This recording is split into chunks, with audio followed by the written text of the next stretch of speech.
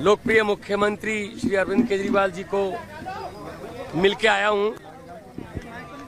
सबसे पहले परिवार की बातें हुई। मेरी बेटी नियामत जो कि अभी 1 महीने की हुई है, उसका हालचाल पूछा, कैसी है वो। उसके बाद पंजाब के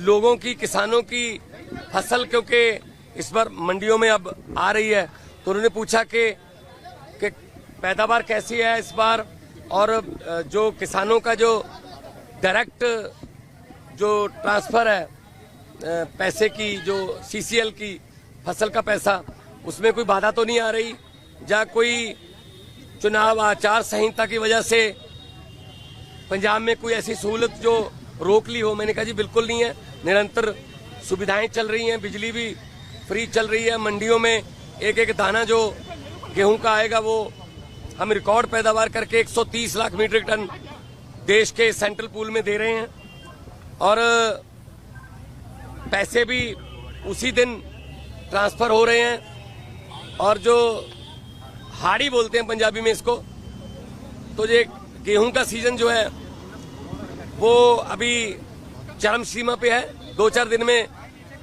जो सीजन है खत्म हो जाएगा। और सबसे बड़ी बात जो आज मैं आपको बतानी चाहता हूं, जो मैं अरविंद केजरीवाल जी को बताई, कि आज ही रिजल्ट आए हैं पंजाब में सरकारी स्कूल के 158 बच्चों ने, 158 सरकारी स्कूलों के 158 बच्चों ने जेईई का परिणाम जो मेन होता है वो पास कर लिया। ये पहली बार हुआ है। इस पर अरविंद केजरीवाल जी बहुत खुश हुए और उन्होंने कहा यही शिक्षा क्रांति हमारे सपनों में थी।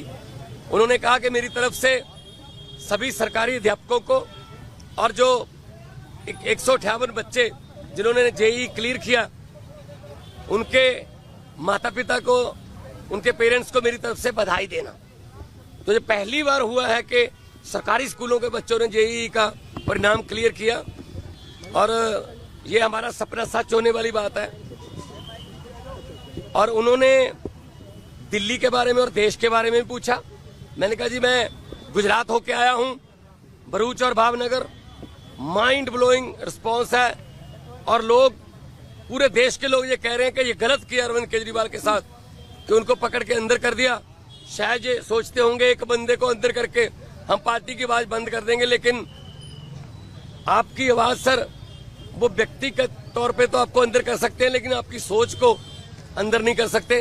तो हम असम में भी गया, उन्होंने मुझे कहा कि दिल्ली भी आना, और दिल्ली के जो प्रचारक हैं उनको पंजाब में भी लेके जाना है, और कहीं भी इंडिया गठबंधन का कोई, हमारा पार्टी का कोई नेता, अगर वो असम हो, चाहे वो गुजरात हो, चाहे वो महाराष्ट्र हो, चाहे वो यूपी हो, बिहार हो, कहीं भी वो बुलाएं, हमने जाना है।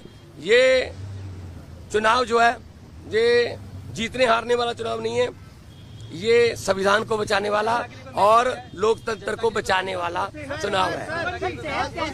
सेहत ठीक है, सेहत उनकी ठीक है।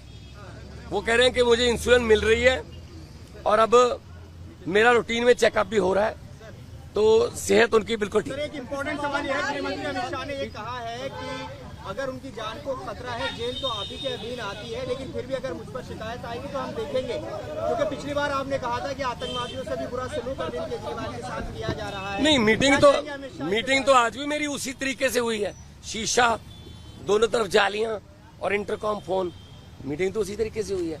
ये इन्होंने शायद ये मन में धार रखा है कि हम सीधा नहीं मिलने देंगे। ये इनकी मर्जी हो सकती है, या इनकी नफरत की इंतहा हो सकती है, लेकिन इतना मैं बताना चाहता हूं कि अरविंद केजरीवाल जी की जो सोच है, अरविंद केजरीवाल जी ने जो अंदर से मुझे संदेश दिया वो यही दिया कि लोगों को ये बता देना मेरी फिक्र मत करना, लेकिन वोट जरूर डालना, और लोकतंत्र और संविधान को बचाने के लिए वोट डालना।